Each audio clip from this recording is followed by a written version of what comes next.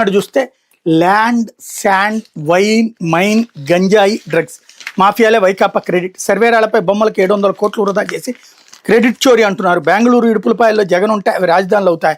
వ్యక్తిత్వ అన్నానికి పాల్పడితే ఎక్కడున్నా శిక్షిస్తాం సీఎం చంద్రబాబు. సీఎం ఎక్కడుంటే అదే రాజధాని అంటూ జగన్ వక్రభాష్యాలు చెప్తున్నారు. జగన్ బెంగళూరు ఇడుపులపాయల్లో ఉంటే అవే రాజధానిలా? ఓ పార్టీ నిర్వహించే వ్యక్తి మాట్లాడేది ఎలాగైనా. అధికారంలో ఉండగా అమరావతిని శ్మశానం ఎడారన్నారు. 3 రాజధానుల పేరుతో 3 ముక్కలాటలాడారు అన్నటువంటి మాటని ఇక్కడ నిన్న పదే పదే ఒక మనకి పాజిటివ్ మనం ఏం చేశాము చెప్పుకోవడం కంటే ఎదుటి వాళ్ళని మంచోళ్ళు కాదు కాబట్టి నన్ను చూడు అన్నటువంటి పాయింట్. ఇప్పుడు చంద్రబాబు గారు మనకి రాష్ట్రం విడిపోయిన తర్వాత మరి ఆంధ్రప్రదేశ్లో రాజధాని లేదే, హైదరాబాద్లోనే ఉంది. పరిపాలన ఏమన్నా ఆగిందా? రాష్ట్ర రాజధాని అన్నటువంటి పని ఎవరికి అవసరం? హైదరాబాద్ని రాజధాని అని పొరుగు పెడుతున్నావా? మహానగరం కాబట్టి పొరుగు పెడుతున్నాం. వరంగల్లో రాజధాని పెట్టుకుంటే వరంగల్కి పరిగెట్టడు ఎవడో కూడా.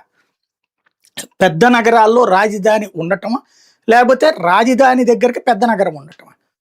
కర్నూలులో ఉన్న రాజధాని హైదరాబాద్కి ఎందుకు చేరింది? ఊరు పెద్దది కాబట్టి.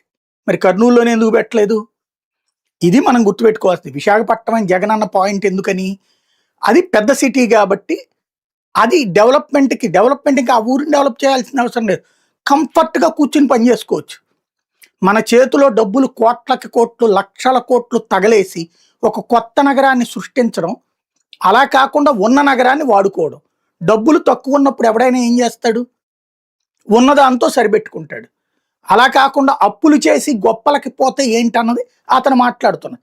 దాన్ని తప్పుదారి పట్టించేటటువంటి ఉపన్యాసాలతో కాలక్షేపం నడుస్తుంది. లేకపోతే కేంద్రం రాష్ట్ర